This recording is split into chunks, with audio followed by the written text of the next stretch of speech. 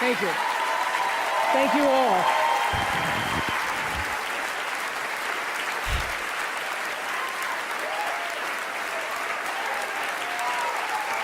Thank you. Okay.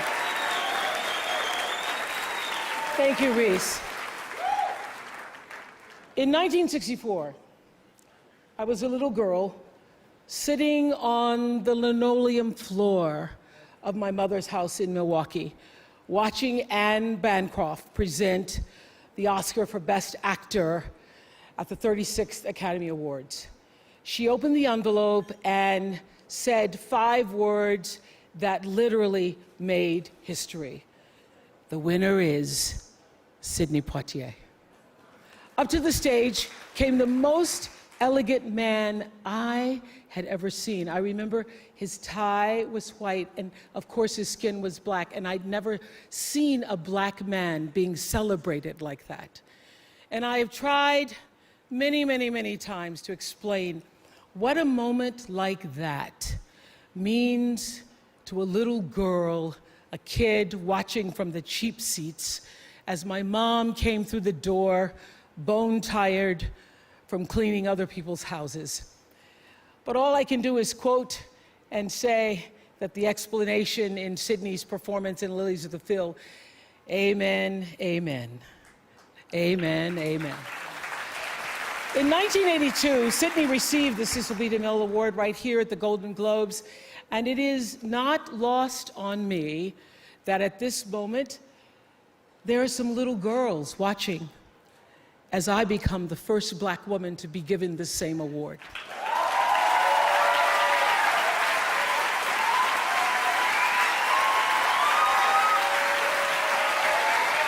It is an honor. It is an honor, and it is a privilege to share the evening with all of them, and also with the incredible men and women who've inspired me, who've challenged me, who've sustained me, and made my journey to this stage possible. Dennis Swanson, who took a chance on me for AM Chicago. Quincy Jones, who saw me on that show and said to Steven Spielberg, yes, she is Sophia in The Color Purple. Gail, who's been the definition of what a friend is, and Stedman, who's been my rock, just a few to name. I'd like to thank the Hollywood Foreign Press Association, because we all know that the press is under siege these days. But we also know that it is the insatiable dedication to uncovering the absolute truth that keeps us from turning a blind eye to corruption and to injustice, to tyrants and victims and secrets and lies. I want to say that I value the press more than ever before as we try to navigate these complicated times, which brings me to this.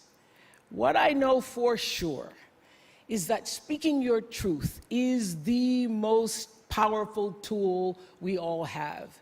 And I'm especially proud and inspired by all the women who have felt strong enough and empowered enough to speak up and share their personal stories. Each of us in this room are celebrated because of the stories that we tell. And this year, we became the story. But it's not just a story affecting the entertainment industry. It's one that transcends any culture, geography, race, religion, politics, or workplace.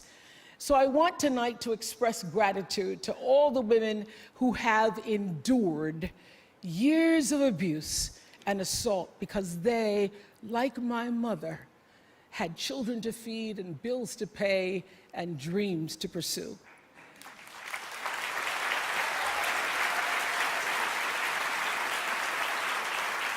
They're the women whose names we'll never know. They are domestic workers and farm workers.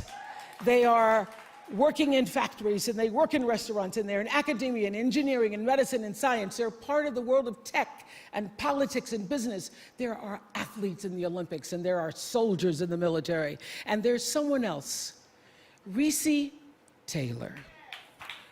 A name I know, and I think you should know too.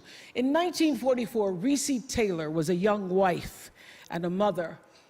She was just walking home from a church service she'd attended in Abbeville, Alabama, when she was abducted by 6 armed white men, raped and left blindfolded by the side of the road, coming home from church. They threatened to kill her if she ever told anyone. But her story was reported to the NAACP, where a young worker by the name of Rosa Parks became the lead investigator on her case. And together, they sought justice. But justice wasn't an option in the era of Jim Crow. The men who tried to destroy her were never persecuted. Reese Taylor died 10 days ago, just shy of her 98th birthday.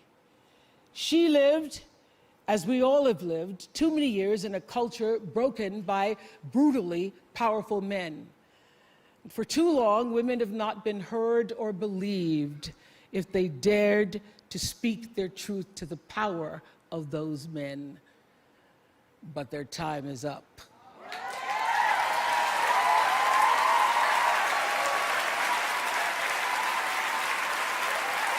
Their time is up.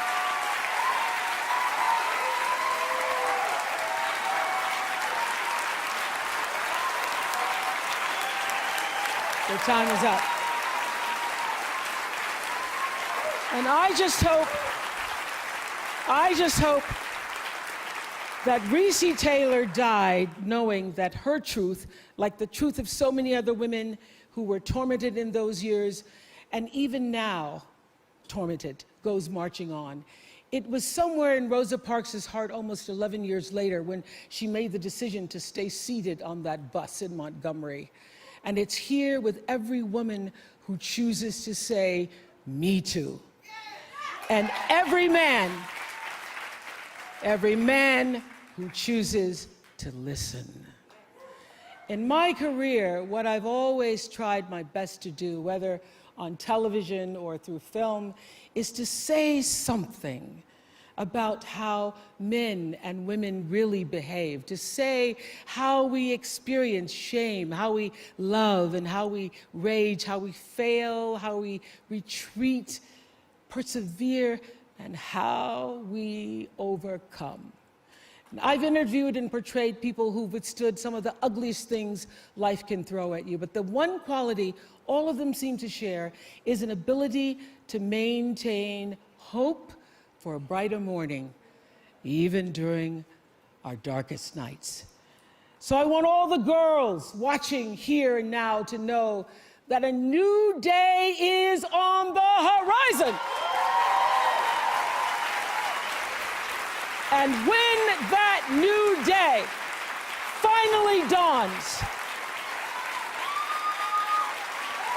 it will be because of a lot of magnificent women, many of whom are right here in this room tonight, and some pretty phenomenal men fighting hard to make sure that they become the leaders who take us to the time when nobody ever has to say, "Me too," again. Thank you.